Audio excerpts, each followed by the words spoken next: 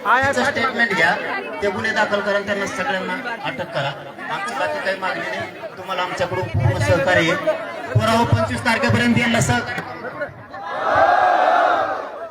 25 तारखेपर्यंत सहकार्य करू आपण. यांनी नाही केलं आम्ही राज्यातून पुढेतून विदर्भ कसा बाहेर निघत नाही, विदर्भाकडे बघतो. छत्रपतीचा अपमान झालाय. ही जिजाऊची पवित्र भूमी आहे. या भूमीतले मराठे आणि कुंभी झोपले का तुम्ही? तुमच्यावर वेळ नाही येणार का अशी तुमच्या लेकीबाळीवरती? विदर्भ आणि खानदेशातल्या एकाही मराठ्यांनी घरी राहिलेला मला दिसला नाही पाहिजे. मी पूर्ण आयुष्य तुमच्यासाठी झिजवलंय.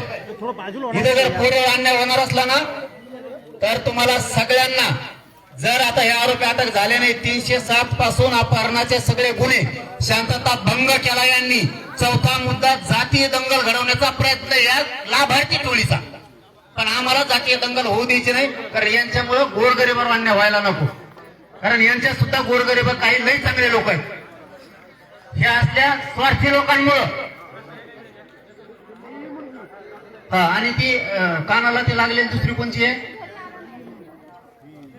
तिचे पण स्टेटमेंट आहे. तिचं अपहरण केलं. घाबरायचं कोणी नाही, मी तुमच्या माग आहे सगळ्यांच्या. आणि कसे स्टेटमेंट घेतलेत, मी गाडीत बसलो की मुख्यमंत्र्याला बोलतो. मी रात्री पालकमंत्र्याला सांगितलंय,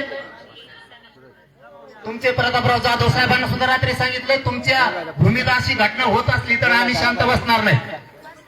SP साहेबांना बोललो, तांबे साहेबांना, कोकळे साहेबांना बोललो. त्यांनी सांगितलं सगळ्यांवरती गुन्हे दाखल होऊन सगळे अटक होतील. आता मला यांनी सांगितलं 21 जण अटक झालेत. साबरे पळून गेले दिसतात. ओरिजिनल आवलतच मला राहिली. आणि जे लाभार्थी नाहीत, जे टोळे ते गटले, हे चाबरे पळून गेले, लवकर सापडत नाही. ते होईल ना. आता आपण सगळ्यांनी 25 तारखेपर्यंत विश्वास ठेवायचा का पोलिसावर? वेळ दिला पाहिजे. काम करणाऱ्या अधिकाऱ्याला वेळ दिला पाहिजे. नाही दिलं तर मी म्हणलं मी आहे तुमच्या माग. यायला तुम्हाला सांगतो इथं काहीच नाही. ती एकदा जर आव्हान झालं ना तर कोण कोण आहेत ना, आपण कारवाई करू त्यांच्यावर.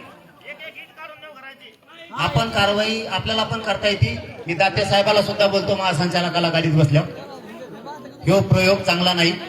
यांनी केलेला छत्रपती शिवरायांचा अपमान, पुतळा काढून फेकून दिले. लयच मात झाला नेऊ, ह्यो लय मात झाला. अति महिलेला मारणं.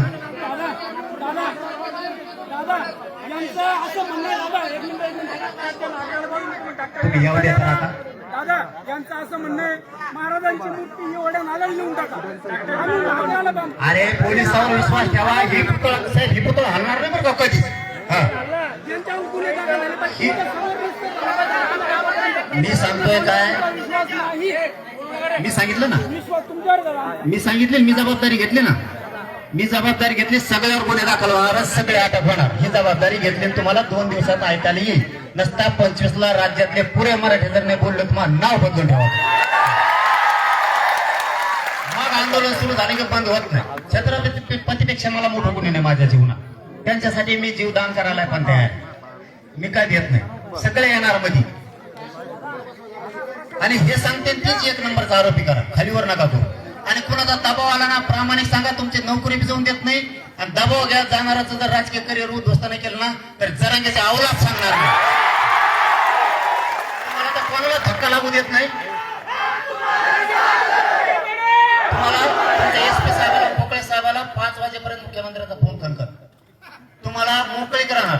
जसे संतोष भैया देशमुखांच्या प्रकरणात पोलिसांना साहेबाला मोकळीक होते काम करायची, तशी मोकळीक मिळणार.